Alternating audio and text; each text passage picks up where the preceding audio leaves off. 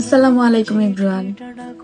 আমি ফ্রান্সে আসার পর থেকে আমাকে অনেক আপুরা ইনবক্স করেছেন এবং কমেন্টে আস্ক করছেন যে আমাকে ইন্টারভিউতে কি কি প্রশ্ন করা হয়েছে। তো আজকে আমি ইন্টারভিউ সম্পর্কে সবকিছু শেয়ার করব। ভিডিওটা একটু লং হবে, তারপরে সবটা দেখার চেষ্টা করবে তাতে আপনারা একটু উপকৃত হতে পারেন। প্রথমত, আমাকে কি প্রশ্ন করা হয়েছে? প্রথমে আমি কাউন্টারে যাওয়ার পরে আমাকে প্রথম প্রশ্ন করা হয়েছে আমার নাম কি, আমার হাজবেন্ডের নাম কি, শ্বশুর শাশুড়ির নাম কি, আমার বিয়ে কোথায় হয়েছে, আমার আর আমার হাজবেন্ডের পরিচয় কিভাবে হয়েছে, আমার বিয়ে কত তারিখ হয়েছে, আমাকে বিয়ে করার জন্য আমার হাজবেন্ড দেশে কত তারিখে আসছে, আমার হাজবেন্ড বিয়ে করার পরে দেশ ত্যাগ করছে কবে, ইভেন বিয়ের পরে আমার হাজবেন্ড দেশে আবার আসছিল কিনা, আসলেও আবার কবে ব্যাক করছে, বিয়ের পর আমরা দেশের বাইরে কোথাও ঘুরতে গেছি কিনা।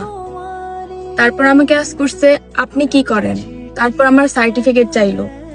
জিজ্ঞেস করছে যে আপনাদের বিয়ে কোথায় হয়েছে, বাড়িতে নাকি কোনো কমিউনিটি সেন্টারে। সবচেয়ে ইম্পর্টেন্ট যে প্রশ্নটা করছে যে আমার হাজবেন্ড কেন বাংলাদেশ ছেড়ে ফ্রান্সে গেছে। এটা খুবই গুরুত্বপূর্ণ একটা প্রশ্ন। আপনার হাজবেন্ড কেন ফ্রান্সে আসছিল অবশ্যই এক্স্যাক্টলি সেটাই বলতে হবে। যে যে বিষয়গুলোতে আপনাদেরকে লক্ষ্য রাখতে হবে এখন সেগুলাই বলবো। ইন্টারভিউতে আপনাদেরকে যে সকল প্রশ্ন করা হবে সবগুলা সাথে সাথে এবং আত্মবিশ্বাসের সাথে প্রশ্নের উত্তর দিতে হবে। আপনি সকল প্রশ্নের যদি সঠিক জবাব দিতে পারেন, ইভেন সত্য কথা বলেন, আপনার কথাতে যদি সত্যতা থাকে, ইনশাল্লাহ আপনি ভিসা পাবেন। এখন মেইন টপিকে আসি। ফ্রান্স থেকে পারমিশন লেটার পাওয়ার পরও কেন বাংলাদেশে ভিসা রিজেক্ট হয়?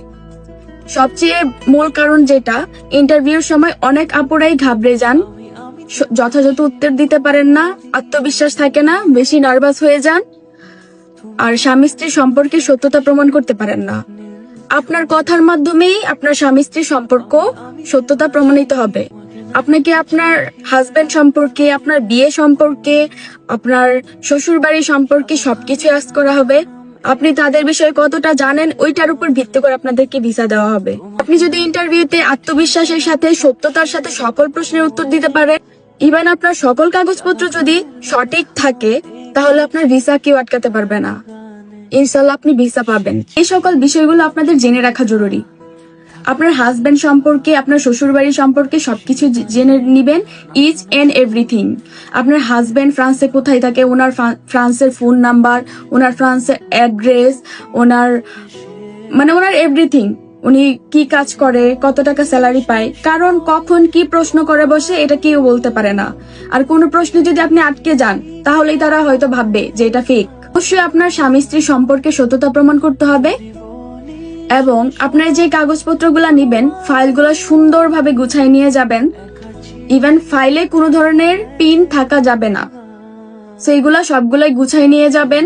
আর যদি ফাইল সম্পর্কে কোনো প্রশ্ন থাকে অবশ্যই করবেন। কথা হচ্ছে আপনারা ইন্টারভিউর সময় একটু নার্ভাস হবেন না, কারণ এখানে ভয়ের কিছু নাই। আপনি যেহেতু লিগ্যাল, আপনি কেন ভয় পাবেন? আপনাকে আত্মবিশ্বাসের সাথে আপনার সকল প্রশ্নের উত্তর দিতে হবে। আত্মবিশ্বাস ধরে রেখে সব সত্য কথা বলবেন এবং ওদের কাছ থেকে কিছু লুকাবেন না। ওনারা কিন্তু ইন্টারভিউর পরে অনেক ইনকোয়ারি করে, সো আপনারা কোনো কিছু লুকাবেন না, এক্সাক্ট সবকিছু থাকতে হবে। আর আপনাদের যত পেপারস আছে সকল পেপারসে সেম নাম, বাবা মার নাম, নিজের নাম, হাজবেন্ডের নাম, সবকিছু যেন এক্সাক্ট থাকে, সবকিছুতে যেন এক্সাক্ট নাম থাকে। ওরা প্রত্যেকটা ওয়ার্ড একটা একটা করে চেক করে। পেপার সব ঠিক থাকে, আপনি যদি ইন্টারভিউতে আত্মবিশ্বাসের সাথে কথা বলতে পারেন, ইভেন আপনার যদি সবকিছু একদম সুন্দরভাবে সম্পন্ন হয়, তাহলে অবশ্যই আপনি ভিসা পাবেন। আর যদি এরপর আপনাদের কোনো কোয়েশ্চেন থাকে, এখানে কমেন্ট করতে পারেন। ধন্যবাদ।